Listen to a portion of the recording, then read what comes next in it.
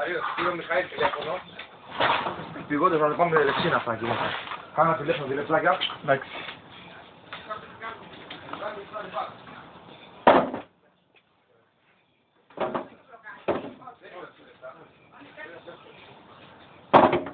Α, μπορείς να βάλεις αυτά μέσα εκεί. Δύο, βάλτε τα μέσα αυτά, ρε φίλε. Και τα... Α, το φάνε.